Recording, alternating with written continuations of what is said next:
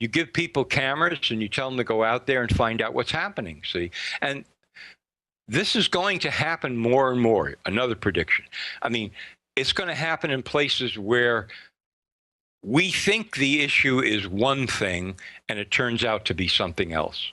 We're going to have people in inner cities with video cameras where we think, okay, well, this is the way inner cities operate, and here's the crime situation, here's what's really going on. Yeah, okay, but now if you were living there and you had video cameras and you could go around and actually catch some of this stuff on video, corrupt politicians, money that's coming down from the feds being stolen, diverted, programs that are stopped by people, people who are just stealing money outright, drug deals, whatever, the whole 9 yards. A day-to-day documentary of real life in the inner city by 10 people that have video cameras. And this stuff goes up on YouTube. The whole nature of news of that kind is revolutionized overnight, baby. It's not the same anymore. People have a new idea in their heads. They're not looking through their mind control lenses at what the media is presenting them. This is going to happen everywhere, all over the place, in every walk of life. It's going to happen inside corporations. You're going to have people sneaking cameras into corporate boardrooms and meetings that are supposed to be secret. And you're not only going to find out what these people are talking about, you're going to see what robots and androids are like up close and personal. It's going to just blow people away. Well, John, this has been a powerful interview, and I feel like we're just getting started here, but I'm going to obviously have you on the radio if you'll do it next week, I think next Tuesday. Oh, yeah. Let's shift gears into some of the other subjects. What else is on your radar screen? And then I want to ask you about the system thinks it's all powerful, so it comes out and says, let's kill 3-year-old babies. Let's kill old people. Bill Gates says, yeah, it is death panels. Don't give an old woman cancer surgery. Hire 10 teachers, as if you kill somebody and that makes the economy better instead of having higher quality service, and then it creates more complex economies. I mean, they know that destroys economies to create a predatory, cannibalistic economy. I mean, I want to get into, them openly saying, let's kill babies now in prestigious journals. Their eugenics is coming out in the open. I want to cover that. But any other big issues on your radar screen? Well, one ongoing issue that never goes away, because I keep on pounding it and it keeps on getting out there on and on and on, and that is the July 26, 2000 study published in the Journal of the American Medical Association, Dr. Barbara Starfield. Impeccable, mainstream credentials, let's call it, all the way up and down the line. Medical system in the United States kills 225,000 people per year. 106,000 as a result of FDA-approved pharmaceutical drugs. That means by the drugs alone, you're talking about the medical system killing more than 1 million people a decade. FDA-approved drugs, while the FDA goes after vitamins that kill nobody. And this is the kind of story, you see, that you would, if you had any sense, I don't mean you personally, but the publisher of the Washington Post could sit there and say, oh my God, are you kidding me? I can see the headline now. Medical system kills 1 million per decade with FDA-approved drugs. 1 million Americans per decade. Let's run the headline. Let's get these 3 or 4 reporters and pound on this sucker for a year. You're going to have all kinds of doctors and bureaucrats eventually coming out of the woodwork to confess that they've known about it for the last 10 years, that the government has done nothing about it. The FDA is aware of it. They've covered it up. The CDC, everybody's known about it. You see, the pharmaceutical companies, the whole deal. And by the way, from what I've seen, these are very conservative numbers in this study. I've seen numbers as much as 150,000, not 7,000 or 20,000 from bad drug interactions, in the hundreds of thousands from infections. I mean, it's becoming epidemic. I can't tell you how many friends I've had who are young, middle-aged, old, whatever, who go in for a minor surgery and die of an infection. Yeah. I've had one surgery on a broken bone in my leg when I was 16. They almost killed me in the anesthesia. The IV came out that night when I woke up, blood all over me. I mean, I was lucky to get out of there.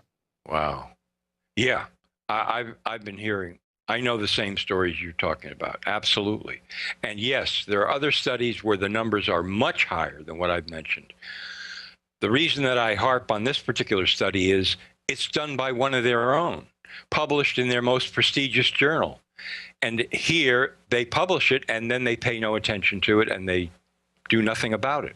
Yeah, they're saying give up all our rights and let TSA stick their hands down our pants because a couple hundred get killed a year from terror, even if it was real. We know it's manufactured, most of it.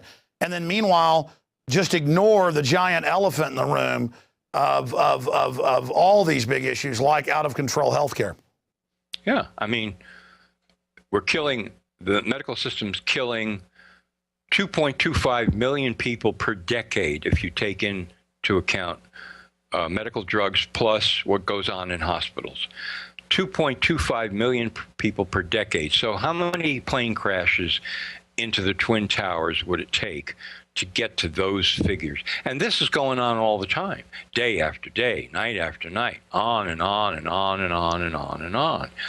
And, you know, I've got in my head conversations I've had with reporters, editors, all kinds of people that I've alerted to this and their responses to this and why they, you know, wriggle off the hook and refuse to even investigate it or look at it and so on. Well, okay, that's fine. That's what they want to do. This story is going to get out one way or another, and it's going to get to the point where it's just overwhelming. It's overwhelming, you see. And then what's going to happen is all these people that are thinking they're covering it up are going to suddenly be on the defensive. That's a whole different position. Well, we didn't know, yes, and I didn't think, and I was told, and blah, blah, blah. Yeah, we got you nailed down right here. In fact, we're videoing you as you're tap dancing right in front of us. I'm going to put up on YouTube in the next 3 seconds.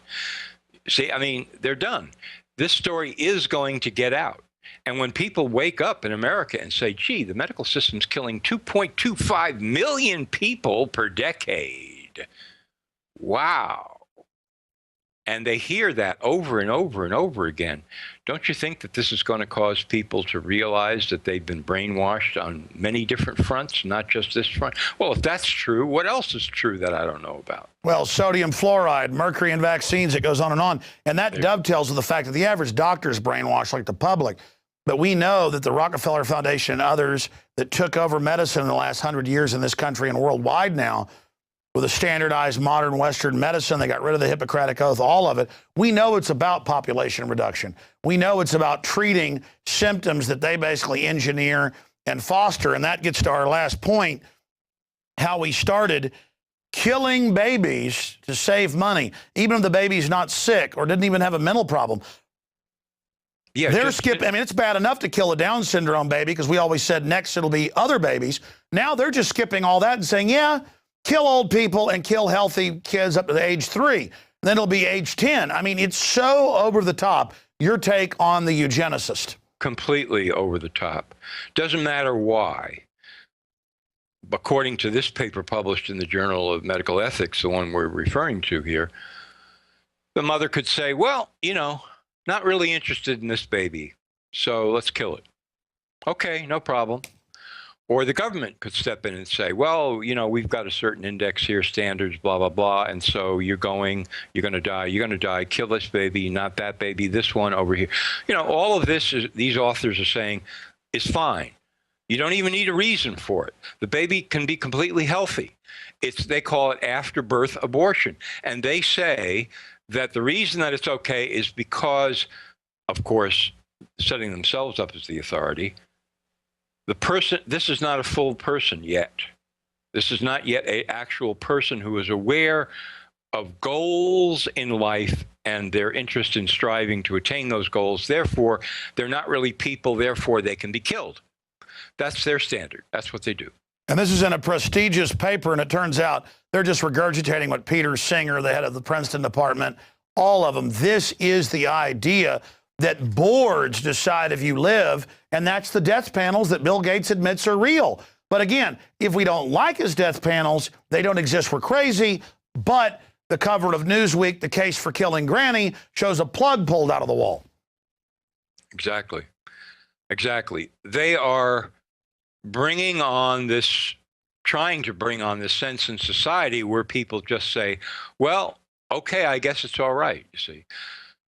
It's a program, a propaganda program of planting stories in the public mind, one more ridiculous and insane and unbelievable than the next, to the point where somebody, Joe Q. Public is supposed to say, wow, I mean, I would believe anything now. And then this story comes out about killing babies, and he would just say, yeah, it doesn't surprise me at all. And he would just go about his merry day. Exactly. They call it moving the Overton window, as I know you know. They'll do something really wild and radical so that now things that are still really radical don't look as bad as the insane thing. I mean, next it'll be, the bioethicists say murder your children with baseball bats is not wrong. And then you're like, well, it's not bad to kill babies then. I mean, if you don't beat them in the head with a baseball bat. And then they've got the public so disconnected. I'm now seeing reports of people, who live on the edge of town but have a rural home, and they'll shoot a deer on their property and be gutting it in their front yard, and the police are called and they go to jail for animal cruelty, and there's no law against what they did, but the jury's so dumb, they go to jail. That's right. Or somebody insults somebody else, and the person who's insulted suddenly, plays victim. I've been severely emotionally damaged by this thing that was done or said to me, and I can't even wake up in the morning without feeling terrified, and so on and so forth. And this whole thing now becomes a legal case all of a sudden. People can't settle their differences by themselves. Families can't work this thing out. Schools, no, it's got to go to court. We got to have a trial or civil suit. We've got to take this in. And then, as you say, the jury sits there and they say, well, yeah, he did say something pretty bad. I guess he's guilty, and let's either put him in jail or make him pay a huge amount. And people get used to this insanity. That's their program.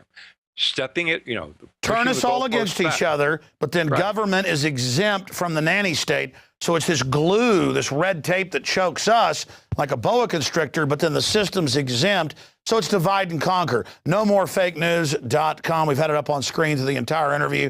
You're on next Tuesday for a full hour. John Rappaport, I look forward to our next discussion. I think this is the best interview we've ever had, and you're amazing. Hey. Thank you so much for spending time with us. Hey, it's great to be back with you, Alex. Terrific. I really enjoyed it. We'll see you next Tuesday. You bet. Amazing. All right, folks, that's it with John Rappaport. Great job to the crew. Look, you just heard pure veritas from that guy at NoMoreFakeNews.com.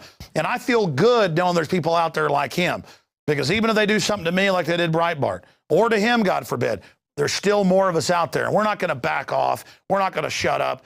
And the system needs to understand, the crazier they act, the more corrupt things they do, it's a bigger hole they're digging for themselves. They're going to lose. They're going to fail. If you've been watching out there on the web and aren't a subscriber, want to support what we're doing, become a subscriber. 15-day free trial at PrisonPlanet.tv. You are funding the front lines of the revolution against tyranny. I'm Alex Jones signing off. God bless you all.